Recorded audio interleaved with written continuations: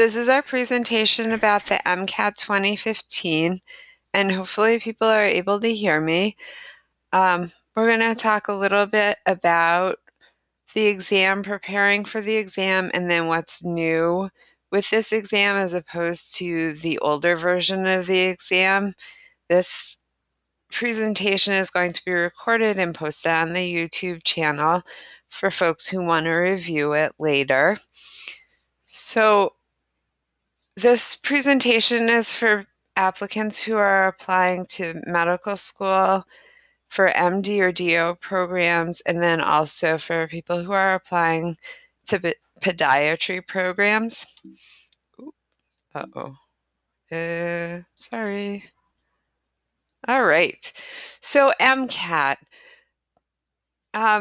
It's really important when thinking about the MCAT exam to keep your ultimate goal in mind. People sometimes inflate the MCAT exam to be very large in their head, and you really want to make sure to keep your eyes on the prize, what your end product is.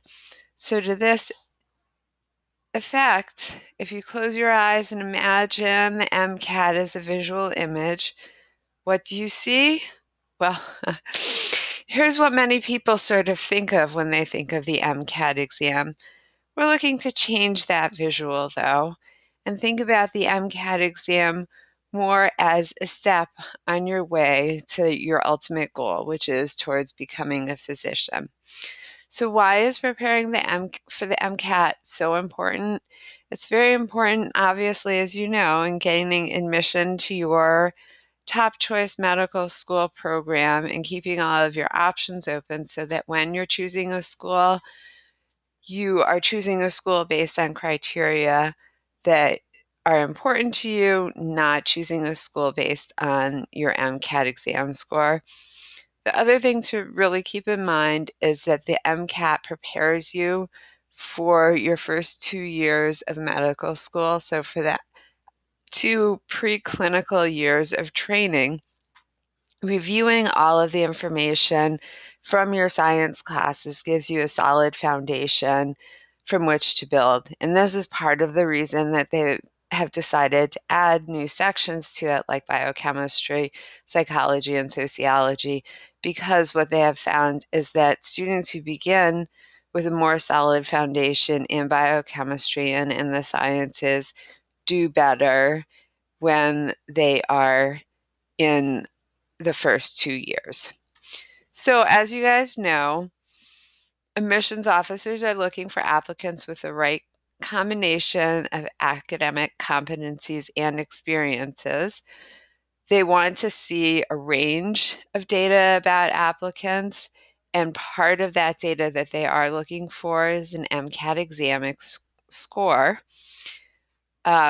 The MCAT is computer-based. Most U.S. medical, DO, and podiatry programs require them. Obviously, the MD and the DO programs all require them.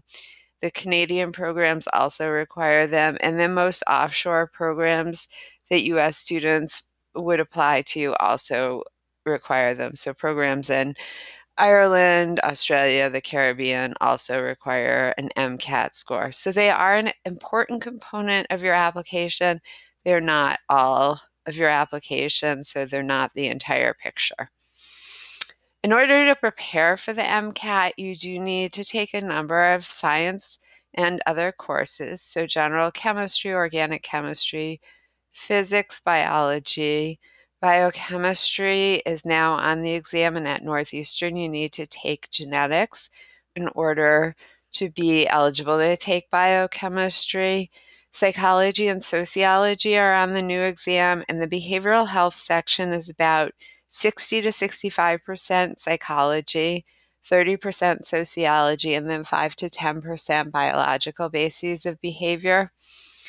The new exam is also going to have in the science sections and in the behavioral health sections a focus on applications of research and statistics, which is something that I think will be great for Northeastern students since you guys have so many opportunities to do research through co-op and by virtue of the fact that you're at a large research university.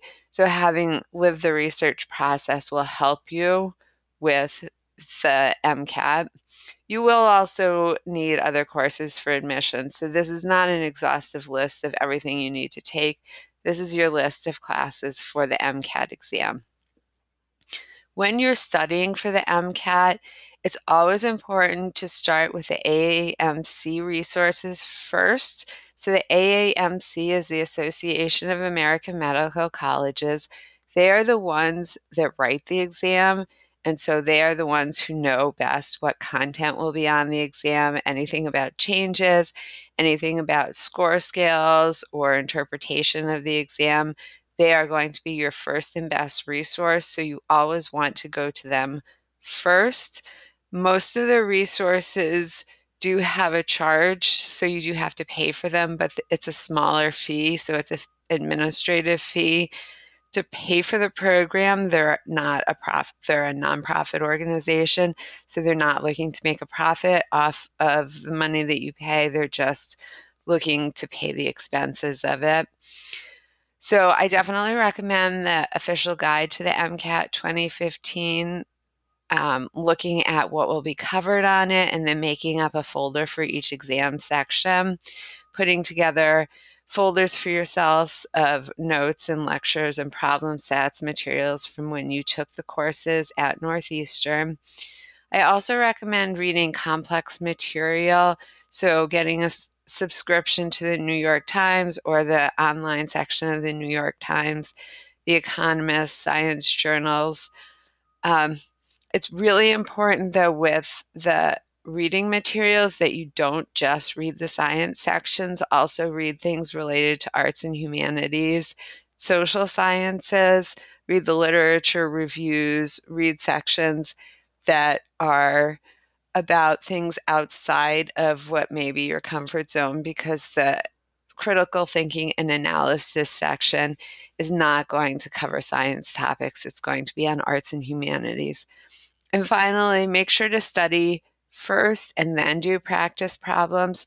So if you think about, if you're learning anything new, let's say you decide, okay, I'm going to take up the violin.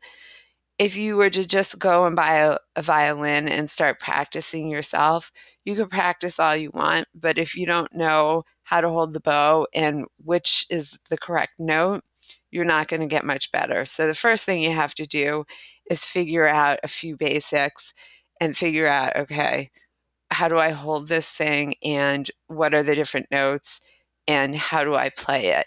And think of reviewing your materials, studying your chemistry, your biology, your physics, your biochemistry as learning how to hold the violin. So you really want to have that solid foundation of knowledge.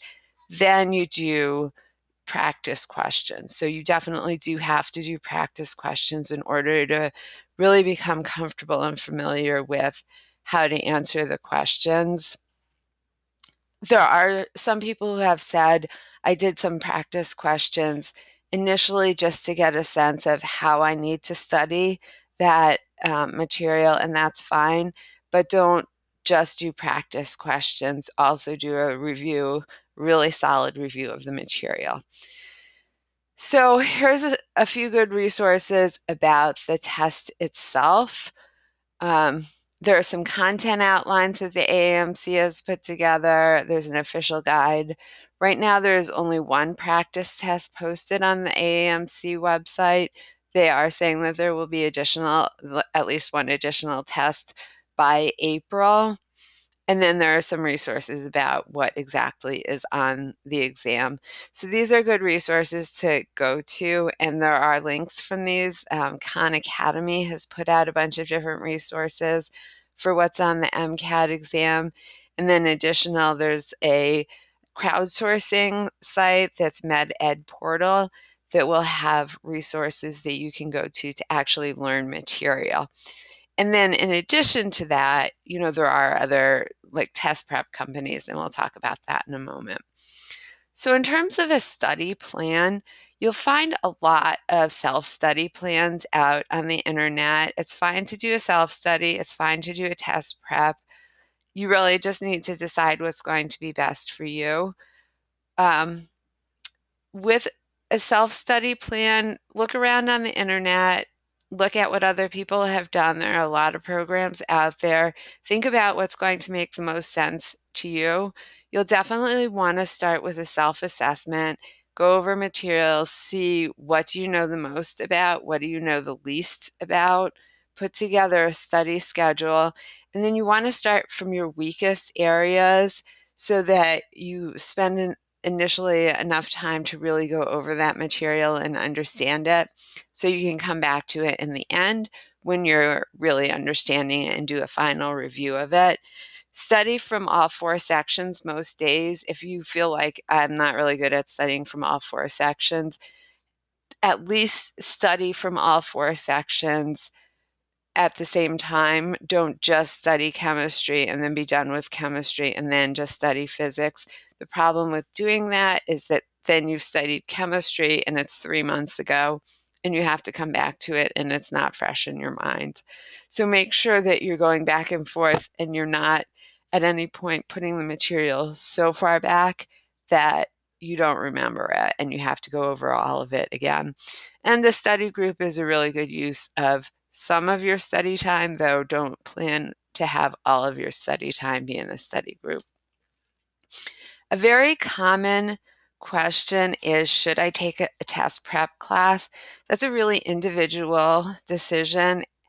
AAMC data says that about half of matriculated students at MD programs took a test prep class. For DO programs, it's a little higher. It's about 75% of matriculated students. It's not required that you take a test prep class. The classes provide good structure, pacing, and accountability. You will still need to study on your own. Some people really feel that they want to take advantage of every opportunity, and they'll feel like if they don't take a test prep class and they don't do as well as they hope, they will regret it. Some people took an SAT prep class and they felt it really helped them, and so they want to do the same for the MCAT. Some people look at the price tag on the test prep classes and they are expensive and think, you know what, I can do this on my own. And you can do it on your own. It's absolutely possible to do that as long as you can provide yourself the structure, the pacing, and really make sure that you stick with it. One thing that I would say is that a lot of test prep companies are really trying to make people anxious about the new format, and don't sign up for a test prep class just because you're nervous about the new exam. I don't think that's a good idea, a good reason to sign up for a test prep. Rather, sign up for it because you feel it's going to be the best way for you to learn the material. So next question, when should you sit for the exam? Always, always, the answer is when you are ready. If you're coming up to the time when you are signed up to take the exam and you're not ready to take it, you're much better off pushing it off, because if you don't do well on it, you're going to have to retake it anyway, and you're going to have a score that you don't want on your report. So all of your test scores will be reported. There's no way to choose which ones will be reported to the schools. It's always best to just take the test once, knock it out of the ballpark, and be done with it. If that doesn't happen, if you have to take it twice, it's not the end of the world. When it starts becoming a red flag is when you have to take it 3 times. The schools start thinking, okay, this person maybe isn't making the best decisions, maybe it doesn't really know what they know and what they don't know. You really want to be taking it when you know you're ready to take it, not rushing into it. So registration for the new MCAT 2015 will begin in February of 2015. There are 3 test dates which will allow you to take the exam and receive your score in order to apply early for 2016 matriculation. So as you guys are all well aware, you really want to apply early in June in order to have your application verified and sent to the schools. So the process for application verification is a little bit confusing, so I'm going to kind of walk you through this. What happens with the application verifications, you submit your application in the beginning of June. When you apply, you put all of your courses and all of the grades that you earned in your courses onto your application. You also send an official transcript into the application site, and a person actually has to look at your official transcript and what you put on the application and make sure that they match. And that's the verification process. So when you apply early, somebody on the first day is the first person to be verified. So the people who apply in the first week are typically verified within a week or 2 weeks. As they go along through the queue, it takes longer and longer. So eventually it takes 4 to 6 weeks for applications to be verified. So the verification process is an ongoing process. With the applications, there is a first release date to the schools. So for example, in 2014, June 27th was the first date that applications were released to the medical schools. So although people were able to apply on June 2nd, which was Monday, the first date that schools got those applications was 3 weeks later, or a little over 3 weeks later, June 27th. So anybody who was verified on June 27th, their completed application was sent off to the schools. The schools could see the applicants who had applied and their application wasn't verified, but they didn't know GPA, etc. So your goal is to be in that first group whose application is complete and verified so that the school will review your application. So, which is why you want to apply early. Now, if you take the test on the April test dates, there are 2 April test dates, the 17th and the 18th. The scores will be released on June 16th. So in a sense, you'll be applying a little bit blind because you won't have your actual score until June 16th, but you'll have that score before the scores are released to the schools. The May 22nd test, the same thing. Scores will be released on June 30th. The first day that the applications are released to the medical schools, they're going to push that off a little bit to early in July so that for those 3 first test dates, people will have their scores before the medical schools receive the application. Now, the other thing that they are going to do is about 2 or 3 weeks after you take the test, they are going to send you a percentile within the test group that you took. So they're going to tell you, well, within the April 17th folks, this is where you fall percentile-wise. So you're in the 50th percentile. You're right smack dab in the middle in terms of your score. You're in the 90th percentile, you're in the 30th percentile. So you'll have a general sense within 2 or 3 weeks of, is it a good idea for me to apply? Is it not going to be a good idea for me to apply? If you're in the 90th percentile, you're going to apply. If you're in the 30th percentile, unfortunately, it's probably not going to be the best time. You're going to need to study again and retake that exam. So you'll have an approximate idea. For the folks who take the April test, you should have an approximate idea right after you submit. Right in the beginning of June. For the people who take the May 22nd test, you'll have an idea in the middle of June. So you'll know, okay, am I probably going to apply? Am I not going to apply? The final scores are normalized after the test. So what they do is it's not just the percent that you are within the group that you tested with. They normalize the test scores so that if your test was a little bit harder than some of the other tests, they don't want to penalize you for having a harder exam.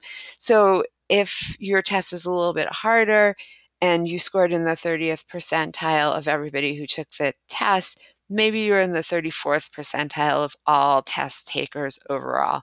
So your percentage could change a little bit, but it's not going to change a huge amount. So that will give you a good idea, the percentile, if you're going to apply or not. What some people will do, especially the people who are not sure or the people who take the May 22nd test, is you can decide, well, I want to get my application started, I want to get it verified, and then I'm going to make a final decision about if I'm going to apply or not once I get my test score. You can submit your application and just apply to one school because they will start the verification process having just one school on there. And then if you decide, yes, I'm definitely applying, you will add all of the other schools at any point. It doesn't have to be re-verified. If you decide, you know what, this is not a good idea, I'm not applying, you withdraw your application. That one school is still going to see that you've applied. They're still going to see the score you don't want, but it's only one school, so it's better that way.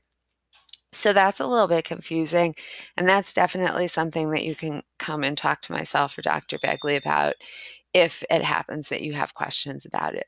Now, there will be 2 additional test dates in 2015 which allow you to receive your score and apply with a committee letter. So June 19th and June 20th, you'll get your scores by July 21st. And the deadline to apply and receive a committee letter is July 31st. So if you test on those days, you can still get a committee letter. It's better to take the April or the May test, but obviously, if you're not ready to take it, it's not a good idea. Registration, as I mentioned, registration begins in February. It's a good idea to register early. Seats are limited, so there's a finite number of seats. You want to make sure to get a seat on the day you want in the location that you want. There are fewer test dates for the MCAT 2015, but there will be more seats for each test. I don't know at this point where the seats will be. Boston, fortunately, is a nice urban area, so I expect that there will be a fair number of test sites in the Boston area. So there already are several test sites, and they'll be adding additional test sites in the Boston area. And then a final note, a reminder, don't take it if you're not ready. You can reschedule up to about a month ahead of time. You can cancel the test if you miss that reschedule time, or you can take it and void your score if you get to that point where you're like, well, I really think I'm ready, but on the day of it, you have a bad test day. Just to be clear, in terms of voiding your test, people are usually notoriously bad about knowing if they should void or not void because, it's a very hard test. You're used to doing very well on your test, so usually you take a test, you get an A on it, maybe a B at your worst because you guys are really good students. And that means you're getting 90, 85% right on your test. With the MCAT, if you get a really good score, you're still only getting 75% right, which, I mean, a 75th percentile getting 75% right, that's a really good score. So, it's a very different test taking experience because you will be getting more questions wrong than you're used to getting. So you may not feel as good about the test as you usually do. So people are notoriously bad about predicting if they're doing well. So be cautious about voiding the test. The reasons I would say it's definitely void the test if you're not feeling well on the day of the test, and that happens unfortunately kind of more frequently than people would like, just because sometimes people just get run down in the time leading up to the test, which leaves you more susceptible to getting whatever viruses, bugs. Or if you just don't pace yourself and time your test taking right and you run out of time and you miss a section or two. If you come to the end and you realize, oh no, I didn't answer 2 passages worth of questions, then it's a good idea just to avoid it. So preparing for the test day itself, make sure you know how to get there. If you're driving, make sure you know where the parking is. If you're using public transportation, make sure you know what the bus schedule is. I've heard people say that if you get there early, you get to check in first, you get to sit down first, and you're not sitting around waiting, feeling nervous for as long. So it can be good to get there a little bit early. Get a good night's sleep. the night before if at all possible. Have a good breakfast. Don't eat anything strange or unusual. Just eat whatever your regular breakfast is. Make sure to bring 2 picture IDs. You have to have 1 picture ID that has your name on it exactly the way you filled out your application to take the exam. So make sure when you fill out the exams registration that you fill out exactly as your name is on your picture ID, if that's a driver's license, a passport, whatever, and then bring along a second ID just in case, because people have been asked for a second ID. In terms of mental preparation, again, you're not going to get a perfect score. So let that go. Know it's okay not to get a perfect score. Expect that there will be some distractions. It should be pretty quiet, but they sign people in one by one, and as soon as you're signed in, you go to your computer and you start. So people will be starting at different times. People will be taking their breaks at different times. People have nervous habits. There'll be rustling going on. So it's not going to be 100% silent. So you have to expect that. Remember, if the first question is too difficult, skip it and go back to it. Don't waste too much time, because time is a really big factor on the exam. So, I always start tests by going through and starting with a section that I know, just to kind of build up my confidence, get my brain moving. So, doing something like that, your regular everyday test taking techniques that have always worked for you, go with those. Don't spend a ton of time on a section that's only got 4 questions if you don't know the answer, when the next section maybe has 7 questions. So just skip the 4-section part, come back to it. And remember, you do have the option to cancel or void. What if you don't get a good score? You can retake the test. Usually we do not recommend taking the test again in a few months. Typically, people who don't get a good score because they didn't have the science, the foundation piece down well enough. And what they need to do is study some more, go over the material. A lot of the time, it just means that it's been a while since you've studied biology, since you've studied chemistry. You need to go in more detail and study the material better. Ideally, you want to just take the MCAT once, get a good score, and move on. If you get a bad score the first time and you have to retake it, it's not the end of the world. But if you get a bad score twice and then you wind up having to take it a third time, that's when you start raising red flags with admissions committees. So if you don't get that first score as you want it, you really want to be cautious the second time about not making the exact same mistakes. So make sure you've studied enough. Make sure you're completely prepared. A lot of the schools will average all of your scores together. And so if you have 3 scores and 2 of them aren't really good, even if that third score is a really good score, those other 2 scores could bring your average down. So it may be that unfortunately you need to wait a year to apply, but it's better to do that than to retake it too soon and make yourself a less attractive candidate. And just in terms of data on this, AAMC has put together data on applicants who took the test twice within one application cycle or within 1 year. And what they found is the average that applicants moved up was just about 2 points, which is not really that much of an improvement. The lower the applicant's score, the more some applicants did move up. So folks who started out with a lower score maybe tended to move up more, but those folks probably just didn't study the first time, and it would have just been a lot smarter for them to study the first time and take it when they were ready. So it's really a good idea to wait and to retake it when you're definitely ready. All right. So MCAT 2015 facts. A lot of questions about the MCAT 2015. Why are they changing the MCAT? Well, the current version of the MCAT was developed in 1991, which means that it's older than a lot of you guys are. So they really are trying to keep up with the needs of the profession. As I said, what medical schools have found is that first-year students who come in with a solid foundation in biochemistry and the upper-level science classes tend to do better in their first 2 years of medical school and be more successful. And so they've changed it and added the biochemistry section in order to force people to really learn biochemistry before they start in medical school.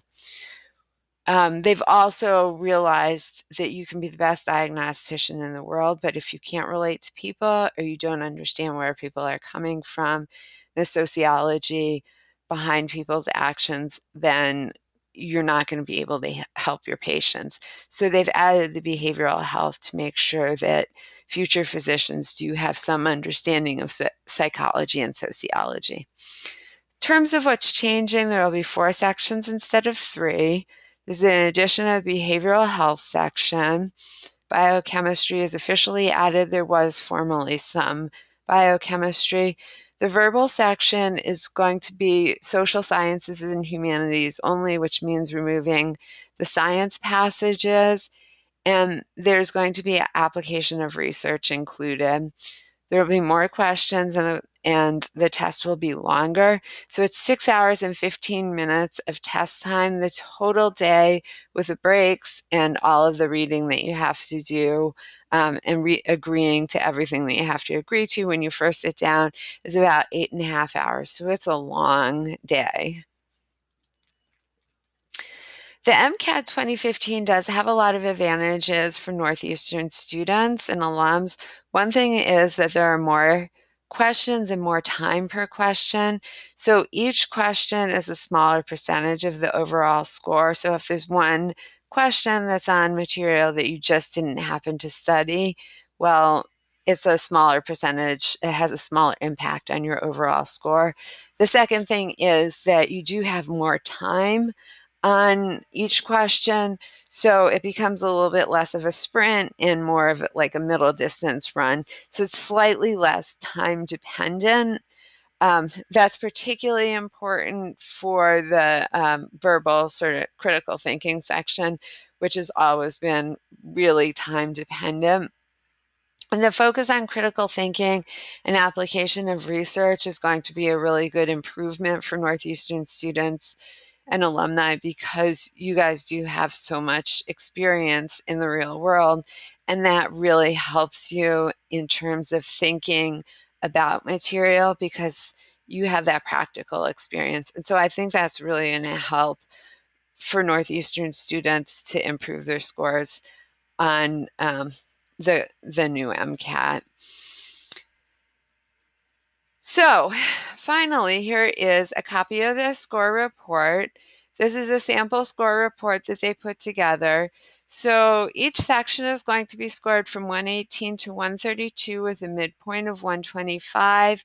Total score will be from 472 to 528 with a midpoint of 500. You'll get a percentile ranking and confidence bands.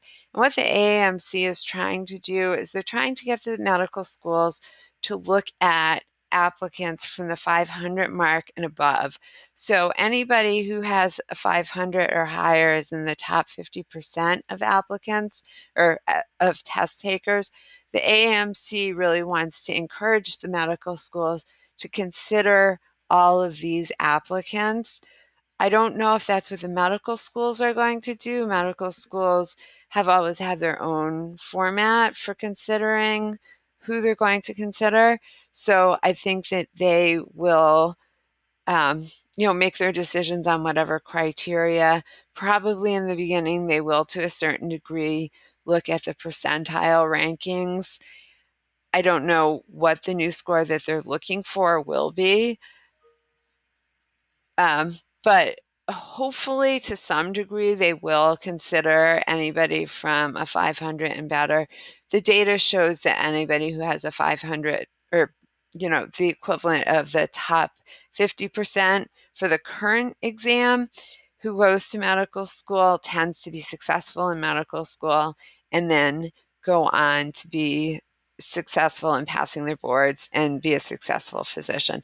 So that's what the AAMC is trying to do. They're trying to get the schools and the admissions committees to rely actually a little bit less on the MCAT exam and a little bit more on grades and the holistic review of applicants, which again will be a good thing for Northeastern students because you guys have so much wonderful experience.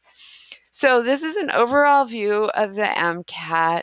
Obviously, if you have questions about specifics of the exam, definitely feel free to set up an appointment with me on your MyNEU account.